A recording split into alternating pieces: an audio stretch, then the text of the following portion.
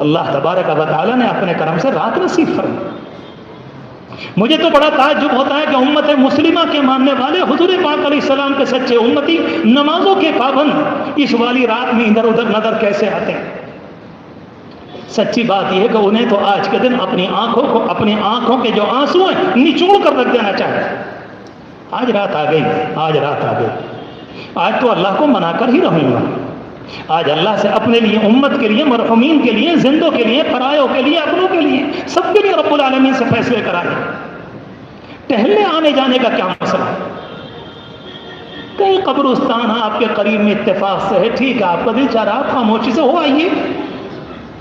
اللہ کے رسول علیہ السلام کے جانے کی بنیاد پر قبرستان جا رہے ہیں نا، تو انہی کے طریقے پر جائیے نا، کہ اپنے طریقے پر کیا مطلب ہے؟ جتنی خاموشی سے بغیر کسی کو بتائے گئے تھے، آپ بھی چپکے سے چلے جائیں۔ یہ کون سی بات ہوئی کہ ایک طریقہ ان کا لیں گے اور باقی اپنا داخل کر دیں گے؟ یاد رکھو کہ سنت میں ہمیں اور آپ کو کوئی اختیار نہیں۔ غلام کا کام غلامی ہے، تابعداری ہے، اپنی طرف سے مالک کے حکم کے اندر، مالک کے عمل میں غلام کچھ بڑھایا نہیں کرتا۔ دوسری بات، حضرت عائشہ رضی اللہ تعالیٰ عنہ فرماتی ہیں کہ آج کی رات کے اندر اللہ کے رسول علیہ السلام نے جو میرے گھر کے اندر نماز پڑھی تو میں نے آپ کی نماز پر غور کیا۔ خود فرماتی ہیں کہ میں نے یہ دیکھا کہ آج کی رات میں آپ کے سجدے بہت لمبے تھے، جیسے کوئی آدمی اللہ کے سامنے گڑ گڑا کر بھیک مانگ رہا ہے، اور آپ کے عمل سے، آپ کی طبیعت سے اور آپ کے وجود سے، آپ کے سجدے کے طریقے سے ایسا لگ رہا تھا کہ آپ اپنی پیشانی کو رب العالمین کے سامنے اس طور پر ڈالے ہوئے ہیں کہ رب العالمین سے فیصلے کرا کر رہے ہیں۔ حدیث شریف میں جملہ آتا ہے، اللہ کے رسول علیہ السلام سجدے میں جس موقع پر تھے، ام المؤمنین فرماتی ہیں کہ میں نے کان لگائے۔ حضرت عائشہ رضی اللہ تعالیٰ عنہ فرماتی ہیں کہ جب میں نے کان لگائے تو اس موقع پر مجھے آواز آئی کہ آپ دعا فرما رہے تھے، اللہم انی اعصر فی التراب وجہی، اے اللہ یہ آپ کا بندہ اپنی پیشانی کو مٹی میں رگڑ رہا ہے۔ یہ عربی زبان کے جملے کا ترجمہ ہے۔ اتنا بڑا مجموعہ ہے، میں تقریر کرنے نہیں بیٹھا، بہت تقریریں کر لی بہت زمانے سے، سچی بات یہ کب تو دل ٹوٹ گیا حالات کو دیکھ کے، بہت دن ہو گئے۔ مجھے یہ بتاؤ کہ مسئلہ ہے کیا؟ کتنے ہیں وہ اللہ کے بندے آج کی رات کے اندر اپنی پیشانی کو اور اپنی ناک کو خدا کے سامنے اس طریقے پر رگڑیں؟ کتنے اللہ کے بندے ہیں؟ ہو سکتا ہے کہ ہمارے جوان یہ کہیں کہ ہمیں تو عربی زبان یاد نہیں آتی، عربی دعائیں یاد نہیں، تو میں آپ سے کہتا ہوں کہ آپ کو سبحان ربی الاعلیٰ تو یاد ہے، کم از کم ایک سجدے کے اندر آپ 51 مرتبہ کہیں سبحان ربی الاعلیٰ، سبحان ربی الاعلیٰ، سبحان ربی الاعلیٰ۔ دیکھو آپ کی آنکھیں ہوں گی اور آپ کے آنسو رکیں گے نہیں۔ رب العالمین سے مانگنے کی رات ہے، رب العالمین سے لینے کی رات ہے، رب العالمین کو منانے کی رات ہے، رب العالمین کا پیار لینا، رب العالمین سے فیصلے کرانا، امت کے حق میں اس کی رحمتوں کو اتروانا۔ اللہ کے بندے اپنی ناک کو، اپنی پیشانی کو اس طریقے پر خدا کے سامنے اللہ کے بندے اور بندیاں رگڑیں کہ رب العالمین کو ترس آ جائے، اور رب العالمین انسانوں کے حق میں اور امت کے حق میں فیصلے فرما دے کہ جاؤ تمہارے لیے رحمت کے فیصلے۔ جی نظام ہے اللہ کا۔ حضرت عائشہ رضی اللہ تعالیٰ عنہ فرماتی ہیں کہ میں نے خود دیکھا آپ نے اتنا لمبا سجدہ کیا، اتنا لمبا سجدہ کیا کہ مجھے ایسا لگا کہ شاید آپ کا انتقال ہو گیا، اتنا لمبا سجدہ کیا۔ ایک موقع پر آپ نے جب دوبارہ سجدہ کیا، یا اسی موقع کی بات ہے یا اگلے سال کسی موقع کی بات ہے، خود فرماتی ہیں کہ میں نے کان لگائے تو اس موقع پر آپ دعا فرما رہے تھے کہ یا عظیم یرجا لکل عظیم اغفر الذنب العظیم، اے سب سے بڑے اور سب سے بڑی امیدوں کے مالک، سب سے بڑے میرے گناہ کو معاف فرما دے، جتنے میرے گناہ ہیں سب کو معاف کر دے۔ اللہ کے رسول علیہ السلام کے دامن پر تو ایک بھی دھبا نہیں تھا، نہیں امت کو بتا کر گئے دیکھو رات ایسے گزاری جاتی ہے، رات کا گزارنا سیکھو، رات کا طریقہ سیکھو۔ میں نہیں کہتا کہ آپ سے آپ 100 رکعت رات اس پڑھے اس زمانے میں نہیں کہتا آپ سے، بہت سے نوجوانوں کو لگتی ہے کہ 2 رکعت یہاں پڑھی، 5 یہاں پڑھی، کسی مسجد میں، پھر جامع مسجد میں، پھر کہیں نہیں سرائے، کہیں پنجو سرائے، کہیں سرا کریم، کہیں دربار، کہاں بھاگے پھر رہے ہو، کہاں بھاگے پھر رہے ہو، کیوں مارے پھر رہے ہو ادھر سے ادھر؟ صبح کو کھڑے ہو کر مجمع کے سامنے یہ کہو کہ ہم نے رات ایسی گزاری، نہیں تم نے نہیں گزاری، تم جھوٹ بول رہے ہو، تم نے تو سڑکوں پہ گزاری ہے، تم جھوٹ بول رہے ہو، نہیں اس کو گزارنا نہیں کہتے۔ رب العالمین کو منانا ہے، رب العالمین سے رحمتوں کو لینا ہے۔ اور میں پھر عرض کرتا ہوں کہ اللہ کے رسول علیہ السلام جو طریقہ دے کر گئے اس طریقے پر اللہ کو منانا اور اس طریقے پر نماز پڑھنا۔ آپ جس موقع پر 2 رکعت نفل نماز کے لیے اس وقت کھڑے ہوں، آپ یہاں پر یا اپنے گھر پر یا بند کمرے میں کسی جگہ پر جائیں، آپ نے نیت باندھی اور اس کے بعد رب العالمین سے آپ یوں عرض کریں الرحمن الرحیم الرحمن الرحیم الرحمن الرحیم مالک یوم الدین ایاک نعبد و ایاک نستعین اہدنا الصراط المستقیم۔ اس کا ترجمہ کس کو نہیں معلوم؟ اس کا ترجمہ تو سبھی کو معلوم ہے۔ میرے پیاروں، آپ نماز کو بناؤ گے تو بنے گی۔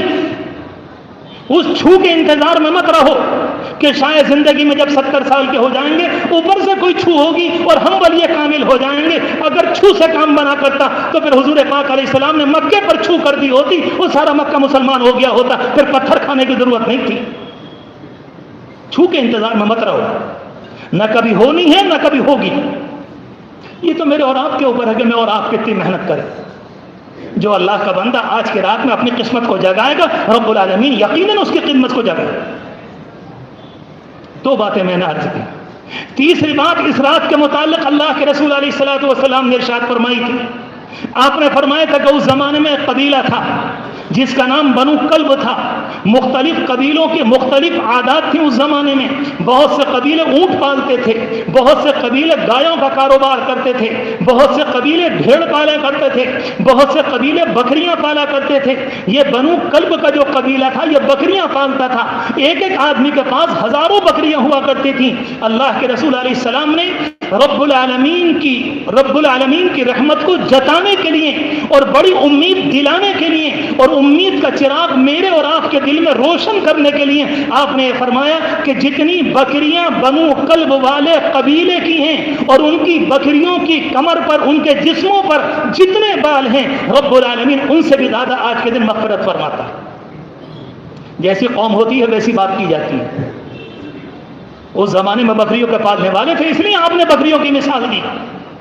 بہت سے موقع پر کوئی انسان آیا تو آپ نے اونٹ سے اونٹ کی مثال دی، کیونکہ اس زمانے میں لوگ ان کو پالا کرتے تھے، اور جو انسان جو کام کرتا ہے آپ اسے اسی طریقے پر بات کریں گے تب جا کر بات سمجھ میں آئے گی۔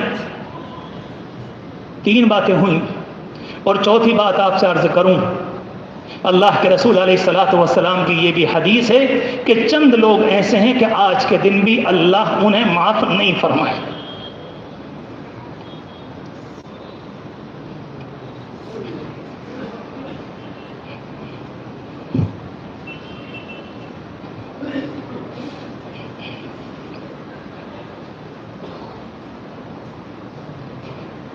اللہ ان 4-5 میں سے آج کے دن ہمیں شامل نہ فرمائے، ہمیں شامل نہ فرمائے،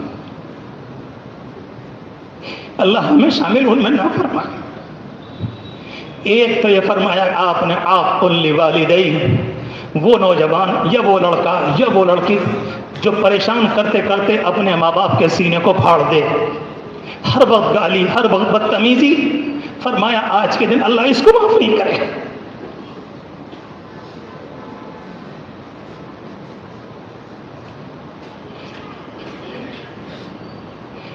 اللہ کتنا رحیم ہے، اللہ کتنا کریم ہے، جب وہ یہ فرما دے کہ میں معاف نہیں کروں گا تو سوچے تو صحیح کہ یہ والا انسان کتنا ذلیل اور کتا صفت انسان، جسے آج رحمت کی بھری ہوئی رات میں وہ مالک کائنات، وہ رحمتوں والا مالک، وہ رحمان الرحیم، وہ رؤوف الرحیم، وہ غفور الرحیم، وہ تواب الرحیم، وہ یہ کہہ رہا ہے کہ ظالم میں تجھے معاف نہیں کروں گا۔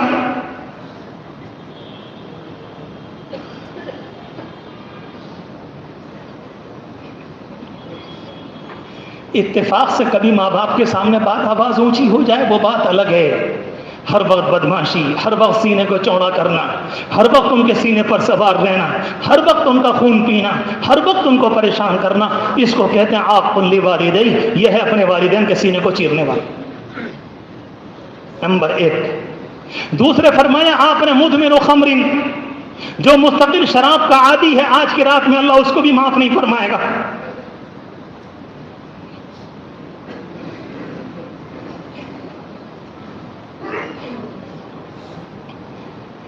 میں نے اپنے شیخ سے یہ بات سنی تھی، ایک موقع پر غالباً حرم شریف میں فرما رہے تھے اللہ کی رحمتیں اتنی ہیں، اللہ کی رحمتیں اتنی ہیں، اس کے باوجود کوئی اپنی قبر میں پھنس گیا، سچی بات یہ ہے کہ اس سے بڑا بدترین کوئی نہیں تھا۔ رب العالمین فرمائے گا میں نے تیرے اوپر رمضان کے تانتے لگا دیے، میں نے روزانہ تو سحری کے موقع پر تجھے میں نے پکارا، میں تیرے لیے تیری زندگی میں ہزاروں جمعے لے کر آیا، میں نے تیرے لیے مغفرت کے موقع کیے اور تیرے لیے جنات کو بند کیا، تیرے لیے شیاطین کو جکڑ کر سمندروں میں پھینک دیا، میں نے رمضان المبارک میں تیرے لیے دروازے جہنم کے بند کیے اور جنت کے دروازے کھول دیے، اور تجھ سے اتنا نہ ہو سکا کہ مجھے راضی کر لیتا؟ میرے پیارو، آخرت بڑی خطرناک ہے، بڑی خطرناک ہے۔ میں سچ کہتا ہوں کہ ہم آخرت کا لفظ مانتے ہیں، ابھی حقیقت ہمارے دلوں میں، ہمارے ذہن میں اور ہمارے دل میں۔ میں نے اس جمعے کو یہ واقعہ بیان کیا تھا، میں نام بھی نہیں لیتا، بتاتا بھی نہیں کون تھے کیا تھے۔ ایک صاحب خود آئے اور آ کر کہنے لگے میں نے اپنے باپ کو خواب میں دیکھا ہے۔ کوئی آدمی اپنے باپ کے متعلق کیوں جھوٹ بولے گا؟ آپ خود سوچو، باپ کے متعلق جھوٹ بولے گا؟ روتے ہوئے آئے، پریشان آئے اور آ کر کہنے لگے میں نے اپنے باپ کو خواب میں دیکھا ہے، ایک چوراہے پر کھڑے ہوئے لوگ ان کو مار رہے ہیں اور ان کے چہرے کا اتنا حصہ بالکل غائب ہے۔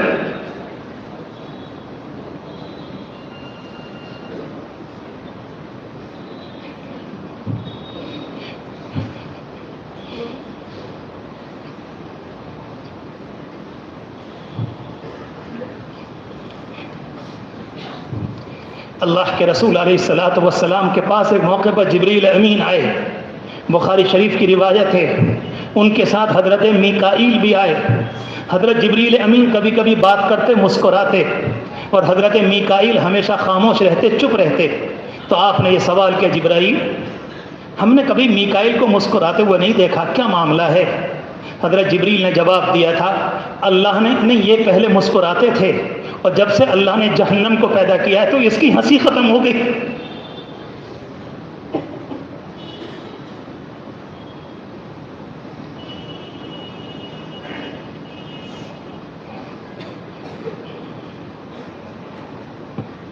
جن کو جہنم میں جانا نہیں ہے ان کی تو مسکراہٹ ختم ہو گئی، اور جن کے لیے جہنم اور جنت بنائی گئی ہے ان کی ہنسی رکنے کو تیار نہیں۔